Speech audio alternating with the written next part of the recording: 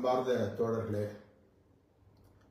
என் உயிரின் உயிரான விடுதலை சிறுத்தைகளே, உங்கள் அனைவருக்கும் என்னுடைய பணிவார்ந்த வணக்கத்தை தெரிவித்துக் கொள்கிறேன். கடந்த ஓரிரு நாட்களாக நான் வெளிமாநில சுற்றுப்பயணத்தில் இருக்கிறேன். மராட்டிய மாநிலத்தில் அவுரங்காபாத் என்னும் இடத்தில் தந்தை பெரியாரின் திருவுருவச் சிலை திறப்பு விழா நடைபெற்றது. அந்த நிகழ்ச்சியில் பங்கேற்பதற்காக நான் சென்றிருந்தேன். பல்வேறு இயக்கங்களின் தலைவர்கள் பல்வேறு மாநிலங்களிலிருந்து வருகை தந்தார்கள். அந்நிகழ்ச்சியை முடித்துக்கொண்டு பெங்களூர் வந்திருக்கிறேன். பெங்களூரிலிருந்து முகநூல் நேரலை வாயிலாக உங்களை சந்திப்பதில் மகிழ்ச்சி அடைகிறேன். முக்கியமான ஒரு சில தகவல்களை உங்களோடு பகிர்ந்து கொள்ள விழைகிறேன். அக்டோபர் 2 நாம் திட்டமிட்டபடி மது மற்றும் போதைப்பொருள் ஒழிப்பு மகளிர் மாநாடு நடைபெற உள்ளது. இந்த மாநாட்டை ஒட்டி தமிழகம் தழுவிய அளவில் விழிப்புணர்வை ஏற்படுத்துவதும் மகளிரை அணிதிரட்டுவதும் உடனடியாக நாம் செய்ய வேண்டிய பணிகளாகும். அதற்காக மாநாட்டு ஒருங்கிணைப்பு குழு அறிவிக்கப்பட உள்ளது. ஒருங்கிணைந்த ஒவ்வொரு மாவட்டத்திலும் தலைமையிடத்திலிருந்து மேலிடத்திலிருந்து ஒரு பொறுப்பாளர், மகளிர் விடுதலை இயக்கத்திலிருந்து ஒரு பொறுப்பாளர் மற்றும் தொடர்புடைய அந்த மாவட்ட செயலாளர்கள் இந்த ஒருங்கிணைப்பு பணிகளை மேற்கொள்ள இருக்கிறார்கள். கள்ளக்குறிச்சி அருகே நாம் நடத்தவிருக்கிற இந்த மாநாடு மிகவும் முக்கியத்துவம் வாய்ந்த ஒரு மாநாடாக உள்ளது.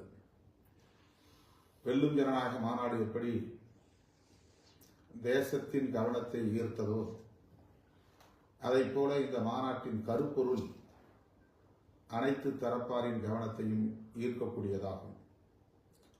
மிகவும் சவாலான ஒரு மாநாடு. இதனை வெற்றிகரமாக நாம் நடத்தியாக வேண்டும். ஆகவே இன்று நான் மாநாட்டு ஒருங்கிணைப்பு குழு ஒவ்வொரு மாவட்டத்திற்கும் யார் யார் அந்த குழுவில் இடம்பெற்றிருக்கிறார்கள் என்பதை அறிவிக்க இருக்கிறேன். அதற்கு தோழர்கள் முழுமையான ஒத்துழைப்பை நல்க வேண்டும்.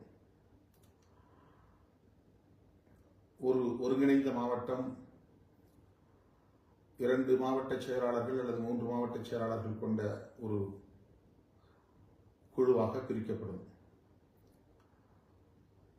அதன் பின்னர் அங்கே உள்ள பொறுப்பாளர்களை ஒருங்கிணைத்து அவர்கள் களப்பணியாற்றுவதற்கான குழுக்களை அமைப்பார்கள்.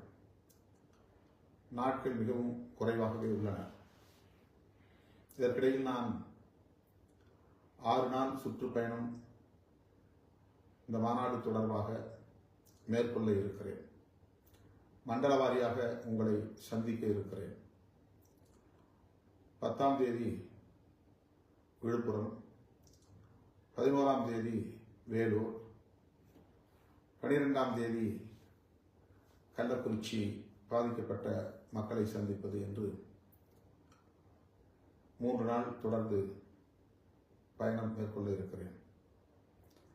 அதன் பின்னர் கோவையில் ஒரு நாள்,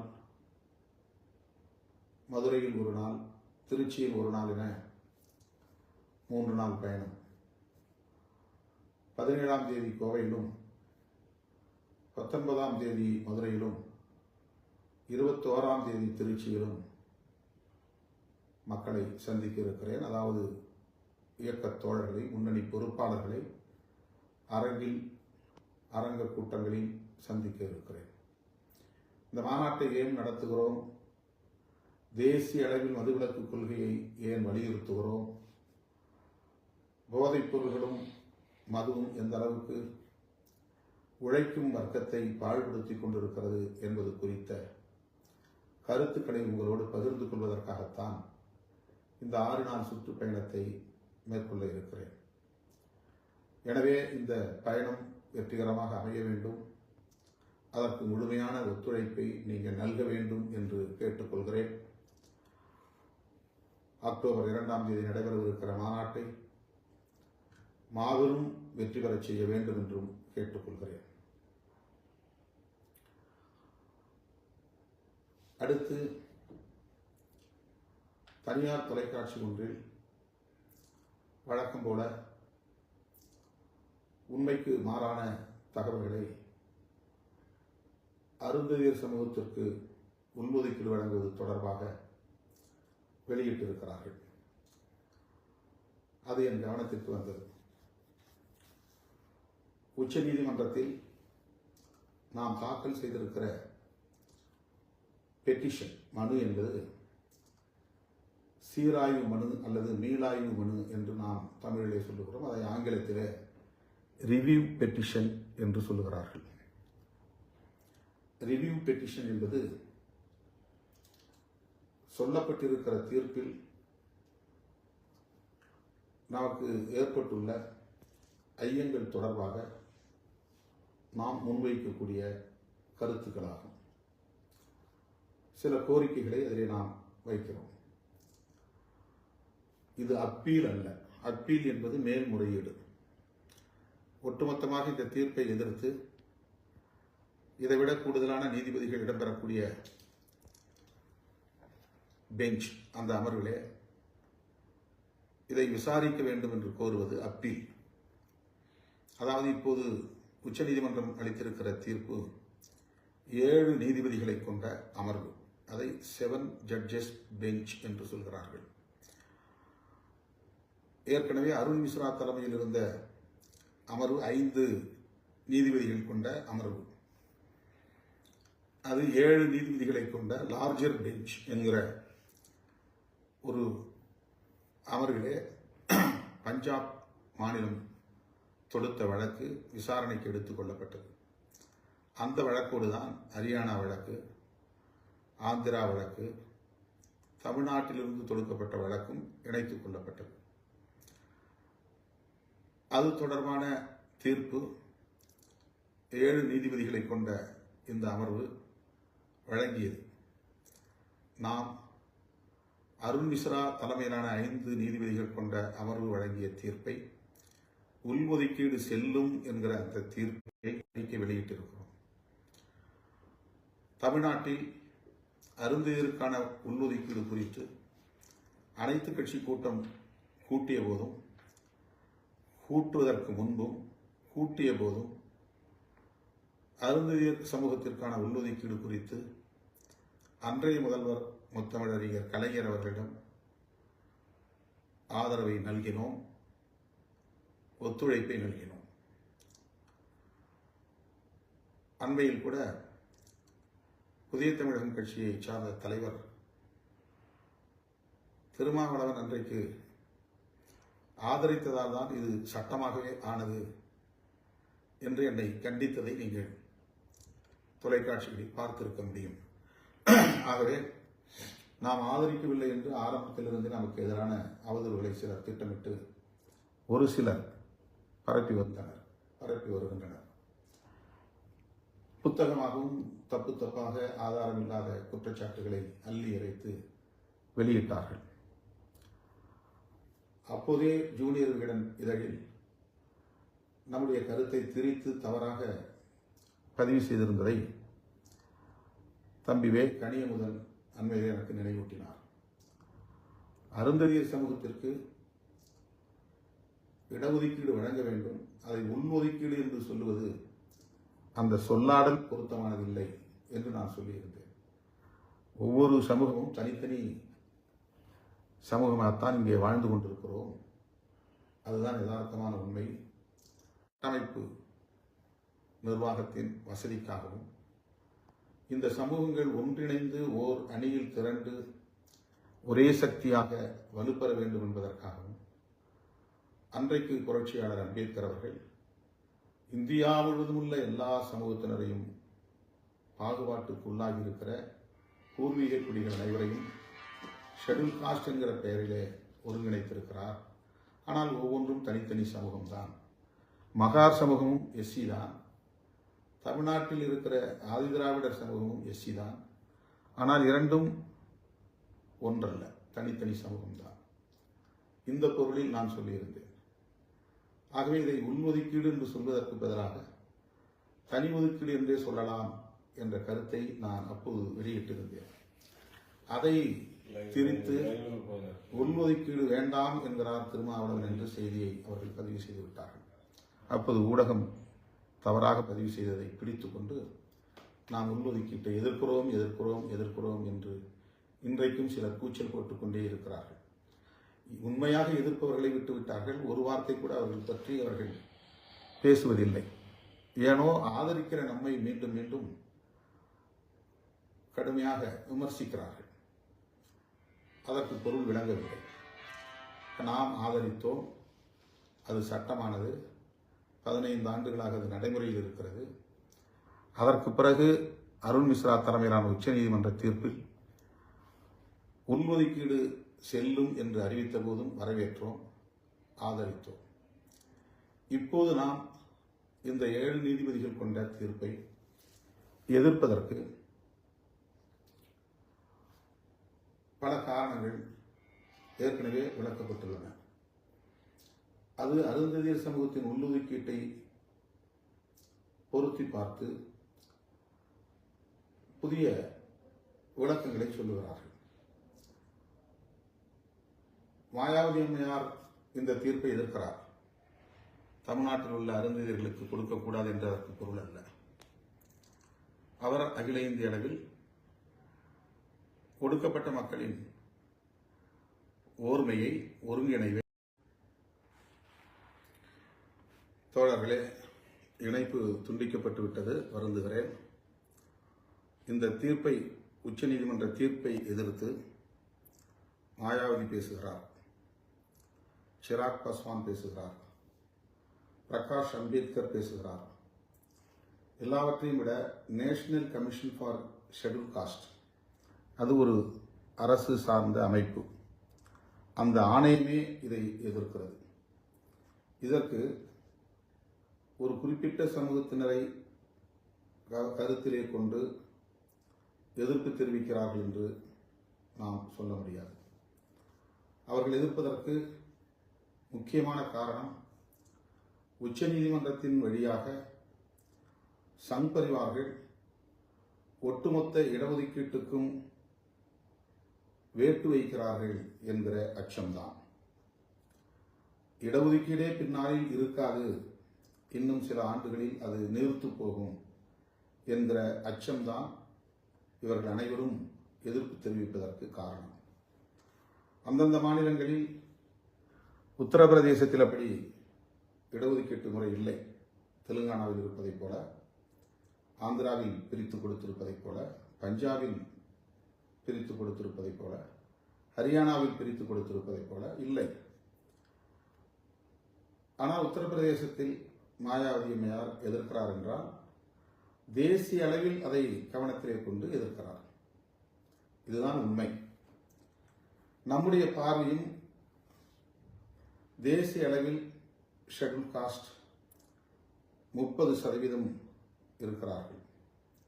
1971 மக்கள் தொகை கணக்கெடுப்பின்படி 15% பிளஸ் 7.5%, 22.5%. ஆனால் கிட்டத்தட்ட இந்த 2 சமூகத்தினரையும் இணைத்தால் 27% மேல், சிலர் 30% என்றும் சொல்லுகிறார்கள். இன்றைய 2021 படி 27% மேல் 2 சமூக பிரிவினரும் எஸ்சி, எஸ்டி. அந்த மக்கள் தொகை அடிப்படையிலே இடஒதுக்கீடு இருக்கிறதா என்றால் இல்லை. மக்கள் தொகை அடிப்படையிலே இடஒதுக்கீடு வேண்டும் என்ற குரல் தொடர்ந்து ஒலிக்கிறது. அதை பற்றி ஆளும் ஆட்சியாளர்கள் கவலைப்படவில்லை. முன்னேறிய சமூகத்தினருக்கு 10% இடஒதுக்கீடு கொடுக்க வேண்டும் என்று பொருளாதார அடிப்படையில் இடஒதுக்கீடு கொண்டு வந்து அதற்கு சட்டத்தையும் கொண்டு வந்து விட்டவர்கள் எஸ்சி, எஸ்டி சமூகத்திற்கு மக்கள் தொகை அடிப்படையிலே இடஒதுக்கீட்டை செய்வதற்கு எந்த முயற்சியும் எடுக்கவில்லை. 1971ஆம் ஆண்டு எடுக்கப்பட்ட மக்கள் தொகை கணக்கெடுப்பின் அடிப்படையில் அன்றைக்கு இருந்த அதேபோல பதவி உயர்வில் இடஒதுக்கீடு இல்லை, அதை பற்றி அவர்கள் கவலைப்படவில்லை. தனியார் துறையில் இடஒதுக்கீடு இல்லை, அதை பற்றி அவர்கள் கவலைப்படவில்லை. இருக்கிற இடஒதுக்கீட்டையும் 6% மேல் நிரப்பவில்லை, அதை பற்றியும் அவர்கள் கவலைப்படவில்லை. பேக்லாக் வேகன்சிஸ் ஏராளமாக இருக்கிறது, அதை நிரப்புவதற்கு எந்த முயற்சியும் எடுக்கவில்லை. இந்த நிலையிலே மாநில அரசுகளுக்கு தலித் மக்களை குழுக்களாக பிரிப்பதற்கும் அவர்களுக்கான இடஒதுக்கீட்டை பங்கு போடுவதற்கும் அதிகாரம் வழங்கப்படும் என்று உச்சநீதிமன்றத்தின் வழியாக இவர்கள் சொல்லியிருப்பதால் இவர்களுக்கு ஒரு உள்நோக்கம் இருக்கிறது என்று சிராக் பாஸ்வான் அச்சப்படுகிறார், மாயாவதி அச்சப்படுகிறார், புரட்சியாளர் அம்பேத்கரின் பெயரன் பிரகாஷ் அம்பேத்கர் அச்சப்படுகிறார், national commission for schedule caste அச்சப்படுகிறது. அதைவிட முக்கியமாக புரட்சியாளர் அம்பேத்கர் அவர்கள் அரசியலமைப்பு சட்டம் உறுப்பு எண் 341, உறுப்பு எண் 342 ஆகிய இரண்டிலும் ஷெட்யூல் காஸ்ட் சம்பந்தமாக எந்த முடிவை எடுப்பதாக இருந்தாலும் மக்களவையில் அது விவாதிக்கப்பட்டு குடியரசுத் தலைவரின் ஒப்புதலை பெற வேண்டும் என்று அந்த இரண்டு உறுப்புகளிலும் ஒரு பாதுகாப்பை உறுதிப்படுத்தியிருக்கிறார். புரட்சியாளர் அம்பேத்கர் அவர்கள் தொலைநோக்கு பார்வையோடு மாநில அரசுகளின் கைகளில் கொடுத்தால் இது பெரிய பாதிப்புக்குரிய விளைவுகளை ஏற்படுத்தும் என்கிற அச்சம் அவருக்கு இருந்ததால் இதை கொண்டு வந்திருக்கிறார். ஆகவே அந்த 341 என்கிற உறுப்பு ஒரு பாதுகாப்பு அரணாக இருக்கிற நிலையில் அதற்கு எதிராக வழங்கப்பட்டிருக்கிற தீர்ப்பு என்று இந்த தலைவர்கள் எல்லோரும் ஒரு உள்நோக்கத்தோடு செயல்படுகிறது என்று பேசுகிற துணிச்சலை பாஸ்வான் அவர்களின் மகன் சிராக் பாஸ்வான் பெற்றிருக்கிறார், வெளிப்படுத்துகிறார். நாமும் அந்த கோணத்தில் தான் 341 பாதுகாக்க வேண்டும் என்ற அடிப்படையில் தான் ரிவ்யூ பெட்டிஷன் போயிருக்கிறோம். இரண்டாவது கிரீமி லேயர். ஓபிசிக்கு கிரீமி லேயர் கூடாது என்று நாம் சொல்லுகிறோம். ஓபிசி சமூகத்தை சார்ந்தவர்களை இதை எதிர்த்து போராடவில்லை, பெரிய வியப்பாக இருக்கிறது ஒரு சில அமைப்புகளை தவிர. விடுதலை சிறுத்தைகள் கிரீமி லேயரை தொடர்ந்து எதிர்த்து வருகிறோம். ஷெட்யூல் காஸ்டுக்கு கிரீமி லேயரை பொருத்த வேண்டும் என்று சொல்லியிருக்கிற அந்த தீர்ப்பு, அதிலிருந்து அந்த பகுதி நீக்கப்பட வேண்டும் என்பதும் நம்முடைய கோரிக்கை. ஆக இது தொடர்பாக ரிவ்யூ செய்ய வேண்டும் என்றுதான் சொல்லியிருக்கிறோமே தவிர அப்பீல் போகவில்லை. அப்பீல் வேறு, ரிவ்யூ வேறு. ரிவ்யூ என்பது இதில் உள்ள நமது சந்தேகங்களை சொல்லி அதை தெளிவுபடுத்த வலியுறுத்துவோம். இதுதான் பிரேயர். ரிவ்யூ என்பது மீள் ஆய்வு தான். அப்பீல் என்பது இந்த தீர்ப்பு முற்றாக கூடாது என்று எதிர்ப்பு தெரிவித்து போடுகிற ஒரு மேல்முறையீட்டு மனு. முதலில் இதை புரிந்து கொள்ள வேண்டும். இது அப்பீல் அல்ல, மேல்முறையீட்டு மனு அல்ல, ரிவ்யூ பெட்டிஷன். இது மீளாய்வு மனு. மீளாய்வு மனு என்பது ஜஸ்ட் ஃபார் கிளாரிபிகேஷன். இதில் உள்ள நம்முடைய ஐயங்களை நீதிபதிகளின் கவனத்திற்கு கொண்டு செல்கிற ஒன்று. அதை அவர்கள் புறந்தள்ளுவதற்கும் வாய்ப்பு இருக்கிறது, தள்ளுபடி செய்வதற்கு வாய்ப்பு இருக்கிறது. கட்டாயமாக அதை அவர்களே தந்த தீர்ப்பை மாற்ற மாட்டார்கள். அதில் உள்ள நியாயத்தை புரிந்து கொண்டு அவர்கள் ஒருவேளை ரொம்ப சான்சஸ் லார்ஜர் பெஞ்சுக்கு அனுப்பலாம், அவ்வளவுதான். அதுவும் அப்பீல் சொல்ல முடியாது. ஆகவே இதை நாம் ஏதோ அப்பீல் செய்திருக்கிறோம் என்பதைப் போல சிலர் தவறாக நமக்கு எதிரான வதந்திகளை மீண்டும் மீண்டும் பரப்புகிறார்கள். அருந்ததியர் உள்ஒதுக்கீட்டுக்கு எதிராக நாம் உச்சநீதிமன்றத்தில் மனு தாக்கல் செய்திருக்கிறோம் என்று அந்த தனியார் தொலைக்காட்சியில் சொல்லியிருப்பது 100க்கு 100 பொய்யான தகவல். ஏனென்றால் அந்த அஃபிடவிட் என்கிற அந்த பிரமாண பத்திரத்தில் ஒரு இடத்தில் கூட தமிழ்நாடு என்ற வார்த்தை கூட இருக்காது. தமிழ்நாடு அரசை நாம் ரெஸ்பாண்டண்டாக போடவில்லை. ரெஸ்பாண்டன்ட் என்றால் நம்முடைய மனுவின் எதிர்மனுதாரர்கள், அவர்களை எதிரியாக நம்ம இருக்கிறோம். அதில் பஞ்சாப் யூனியன் கவர்மெண்ட் 2 தான் அதில் வருது. 7 பேர் அதில் போட்டிருக்கோம். 7 பேருமே 6 Punjab, 1 union government. Tamil Nadu government அதில் இல்லை, ரெஸ்பாண்டன்ட்ல நம்ம சேர்க்கல. அருந்ததியர் சம்பந்தமான எந்த தகவலும் அதில் கிடையாது. ஏன்னா நமக்கு அதுவல்ல நம்முடைய நோக்கமே. நாம் அருந்ததியர் உள்ளுக்கிட்டு ஏற்கனவே ஆதரித்து விட்டோம். அது நடைமுறையில் இருக்கிறது. அதில் எந்த சிக்கலும் இல்லை. அதை நாம் எதிர்க்கவில்லை. சரி, ரிவ்யூ பெட்டிஷன் போடுவதனால் இது மறைமுகமாக எதிர்ப்பது ஆகாதா என்று சொல்லுகிறார்கள். லாஜிக் சுற்றி வளைத்து பேசுகிற போது இது மறைமுகமான எதிர்ப்பு என்று சொல்லுவதற்கு அவர்கள் சில ஆதாரங்களை தேடுகிறார்கள், லாஜிக்கை தேடுகிறார்கள். தேடட்டும், சொல்லட்டும், அதில் நமக்கு பிரச்சனை இல்லை. ஆனால் அடிப்படையில் நாம் அகில இந்திய அளவில் பாரதிய ஜனதா கட்சிக்கும் சங்பரிவார் அமைப்புகளுக்கும் உள்ள உள்நோக்கம் என்ன, சதிநோக்கம் என்ன என்பதை அம்பலப்படுத்துவதுதான் சப் கேட்டகரைசேஷன் அல்லது சப் கிளாசிபிகேஷன். ஆந்திராவில் செய்ததைப் போல, தெலுங்கானாவில் செய்ததைப் போல தமிழ்நாட்டில் செய்யவில்லை.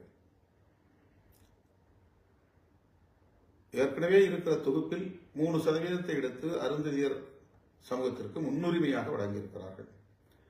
எஞ்சியுள்ள 15% கூட அருந்ததியர்கள் போட்டியிட முடியும், அதிலும் வர முடியும். இது போன்ற தீர்ப்பு அல்லது இது போன்ற நிலைப்பாடு ஆந்திராவில் இருந்தால் நாம் அதை வரவேற்கப் போகிறோம். தெலுங்கானாவில் இதை நடைமுறைப்படுத்தி இருந்தால் அதை நாம் வரவேற்கப் போகிறோம். ஹரியானாவில் அப்படி நடைமுறைப்படுத்தி இருந்தால் அதை நாம் வரவேற்கப் போகிறோம். பஞ்சாபில் அப்படி தமிழ்நாட்டில் இருப்பதை போல நடைமுறைப்படுத்தி இருந்தால் அதை நமக்கு எந்த பிரச்சனையும் இல்லை. ஆனால் அவர்கள் சமூகத்தையே 2ஆக பிளந்து விட்டார்கள். நீ வேறு, அவர் வேறு என்று இடஒதுக்கீட்டை சரிபாதியாக கூறு போட்டு பஞ்சாபிலே தந்திருக்கிறார்கள். 32% மக்கள் தொகை, ஆனால் இடஒதுக்கீடு 25% தான். அதை 12.5 பிரித்து கொடுத்து விட்டார்கள். மஜிபி என்கிற சீக்கிய தலித்துகளுக்கும் 12.5, சமார் உள்ளிட்ட பிற அனைத்து தலித்துகளுக்கும் 12.5. தமிழ்நாட்டில் அப்படி அல்ல. தமிழ்நாட்டில் இருக்கிற உள்ஒதுக்கீட்டிற்கும் பிற மாநிலங்களில் இருக்கிற அந்த நடைமுறைகளுக்கும் மிகப்பெரிய வேறுபாடு இருக்கிறது என்பதை திரும்ப திரும்ப சொல்லுகிறோம். அதை யாரும் புரிந்து கொள்ள தயாராக இல்லை. இந்த அபிடவிட்ல என்ன சொல்லப்பட்டிருக்கிறது? கூடுதலாக ரிவ்யூ பெட்டிஷன் தாக்கல் செய்திருக்கிற நிலையில் இதனை மீளாய்வுக்கு எடுத்துக் கொள்ளுகிற வரையில் இந்த தீர்ப்பை நடைமுறைப்படுத்தாமல் நிறுத்தி வைக்க வேண்டும். இதற்கு என்ன பொருள் என்றால், ஒரு கோரிக்கையை நாம் வைக்கிறோம். அந்த கோரிக்கையை நடைமுறைப்படுத்துவதற்கு முன்னதாக நமக்குள்ள ஐயங்களை தெளிவுபடுத்த வேண்டும்.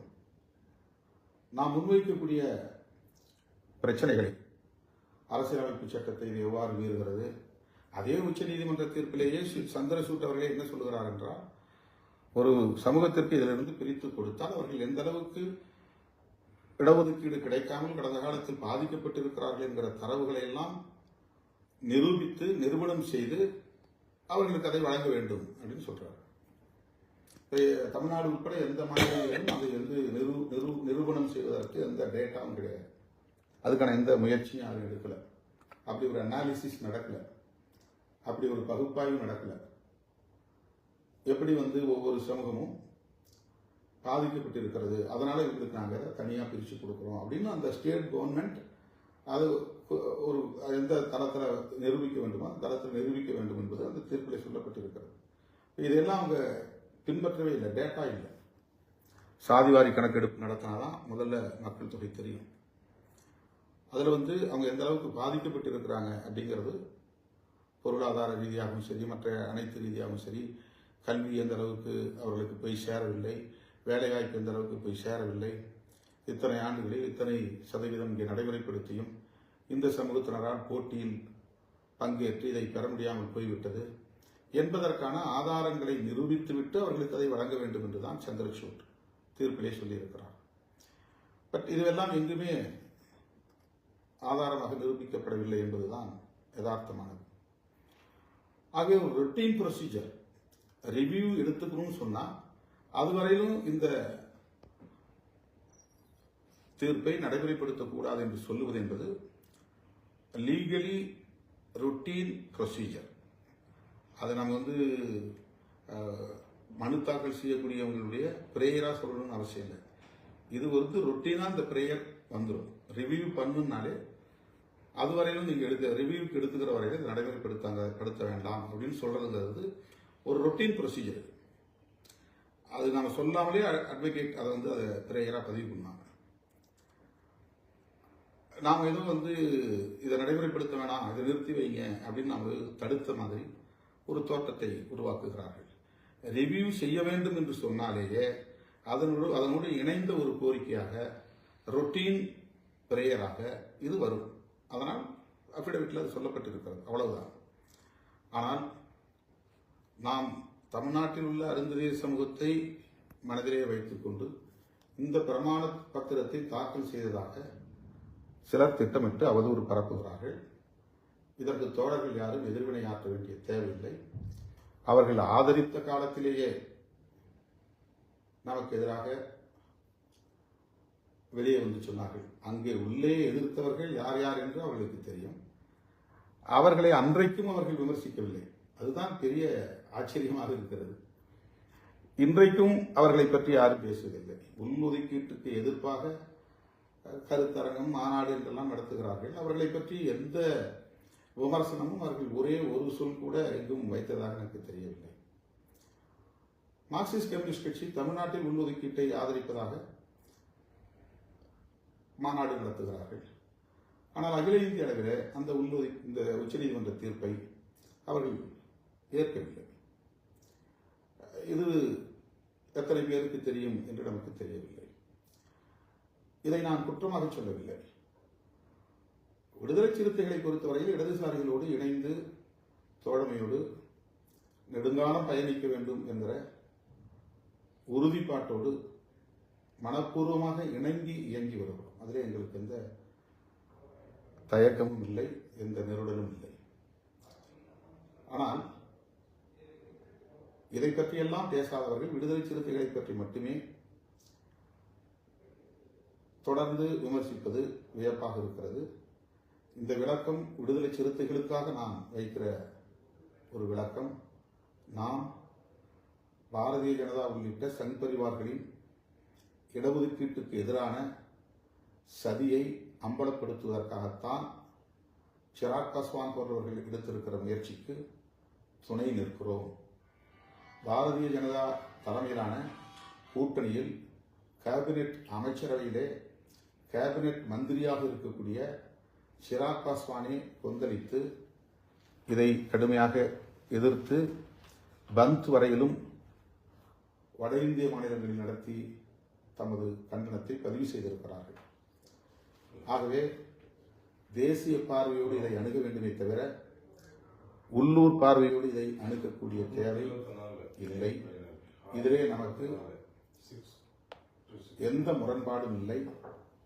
இடஒதுக்கீடே போன பிறகு உள்ஒதுக்கீடு எங்கிருந்து வரும்? பதவி உயர்வு இடஒதுக்கீடு இல்லை. 16(4)A ஆர்டிகிள் 16(4)A தலித்துகளுக்கான பதவி உயர்வு தொடர்பாக சட்டம் இயற்றிக் கொள்ள மாநில அரசுகளுக்கு அதிகாரம் வழங்குகிறது. தமிழ்நாட்டு அரசிடம் இதை வலியுறுத்தக்கூடிய ஒரே அமைப்பு விடுதலை சிறுத்தைகள் தான். வேற எந்த அமைப்பும் 16(4)A பற்றி பேசவே இல்லை. 16(4)A தொடர்பாக சட்டம் வந்தால் அது அருந்ததியரையும் பாதுகாக்கிற சட்டம் தான். அருந்ததியருக்கான பதவி உயர்வையும் பாதுகாக்கிற சட்டம் தான். அதை புரிந்து கொள்ள வேண்டும்.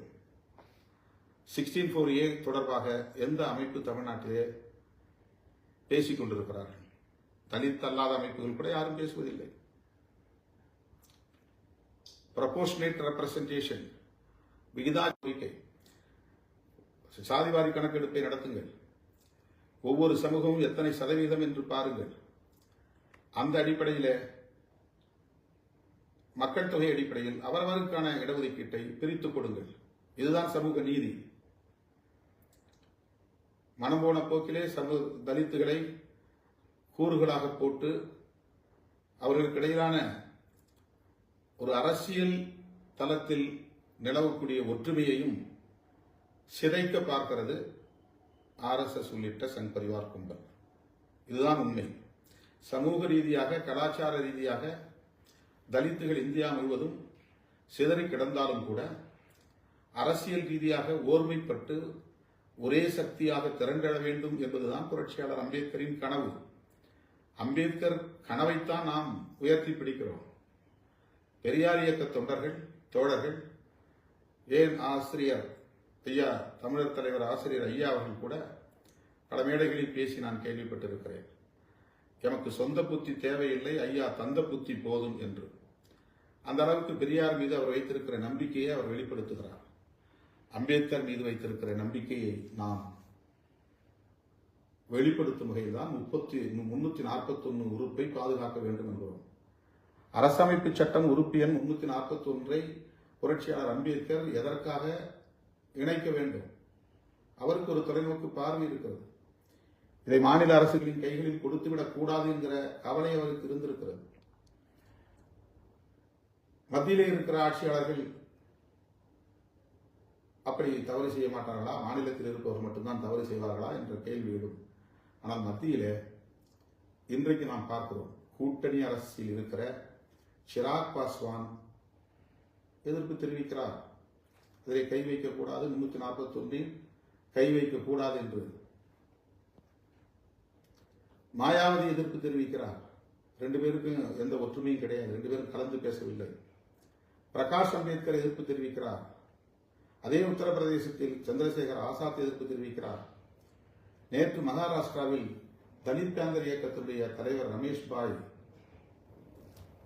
எதிர்ப்பு தெரிவித்து கருத்தரங்கமே நேற்று நடத்தியிருக்கிறார். அந்த கருத்தரங்கில் பல தலைவர்களை அவர் அழைத்து பேச வைத்திருக்கிறார். ஏராளமானவர்கள் என்னை பார்த்து கேட்டார், அவருடைய நிலைப்பாடு என்ன என்று நான் கேட்டேன். இந்த தீர்ப்பு மிகவும் ஆபத்தானது, இடஒதுக்கீட்டுக்கு எதிரானது. 10-15 ஆண்டுகளில் இடஒதுக்கீடு இல்லாமல் போய்விடும். தனியார் துறையில் நாம் இடஒதுக்கீடு கேட்டுக்கொண்டிருக்கிற போது ஒட்டுமொத்த இடஒதுக்கீட்டுக்கே ஆப்பு வைக்கக்கூடிய வகையிலே அவர்கள் செயல்படுகிறார்கள். EWS முன்னேறிய சாதியினருக்கு 10% என்பதே இடஒதுக்கீட்டுக்கு எதிரான நடவடிக்கை தான். அது யாரும் அதை பற்றி பெரிதாக பேசவில்லை. மிகப்பெரிய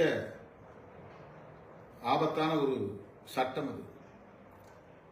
தனியார் மயமாக்குதல், எல்லா பொதுத்துறைகளையும் தனியார் மயமாக்கி இடஒதுக்கீடு இல்லாமல் ஆக்கி வருகிறார்கள். இன்னும் 10 ஆண்டுகளுக்கு பிறகு இடஒதுக்கீட்டுக்கான எந்த அடையாளங்களும் இல்லாமல் போய்விடும், பொதுத்துறைகளே இருக்காது. ஆக அதை பற்றியெல்லாம் கவலைப்படாமல் நாம் நமக்குள்ளே யார் எதிரி என்று அடையாளம் காண தெரியாமல் ஒருவருக்கொருவர் விமர்சித்துக் கொண்டிருக்கக்கூடிய நிலை உள்ளபடியே பெரும் கவலைக்குரியதாக இருக்கிறது. உண்மையான எதிரிகள் சங் பரிவார்கள், இடஒதுக்கீட்டுக்கு எதிராக செயல்படக்கூடியவர்கள் சங் பரிவார்கள். அவர்கள் செய்யும் சதியை, சூழ்ச்சியை, சூதுவாது ஆகியவற்றை அம்பலப்படுத்தும் வகையில்தான் நாம் இந்த தீர்ப்புக்கு எதிராக அபிடவிட் மனுவை தாக்கல் செய்திருக்கிறோமே தவிர இதில் வேறெந்த உள்நோக்கமும் இல்லை. இதை எனது அருமை தோழர்கள் புரிந்து கொள்ள வேண்டும். எவ்வளவு கடுமையாக இது பற்றி யார் விமர்சித்தாலும் யாரும் எதிர்வினை ஆற்ற வேண்டாம். பதில் என்கிற பெயரில் எந்த பதிவுகளையும் சமூக ஊடகங்களில் பதிவிட வேண்டாம் என்று என் உயிரின் உயிரான விடுதலை சிறுத்தைகளை கேட்டுக்கொள்கிறேன்.